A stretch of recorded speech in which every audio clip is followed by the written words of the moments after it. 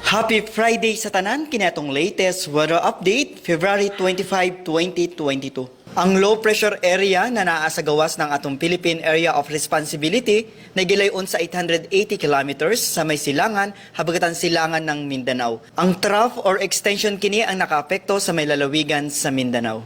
Samtang ang shoreline ang paday nakaapekto sa may eastern sections ng Northern Luzon. Ang weather conditions sa tibuok Visayas, Palawan kasamang Kalayaan Islands ug ang Occidental Mindoro makasinati generally for weather gawas ini na mga patak-patak na mga pag-uwan ug kini ma-localize na mga pagpanugdog og kilat. Padayon ta mag-monitor sa atong mag-i-issue ng mga thunderstorm advisories. Para sa atong mga dugang detalye, bisitaha atong mga official social media accounts. Kini si Jomer Eclarino gikan diri sa DOST Pag-asa Mactan. Happy weekend ug keep safe everyone.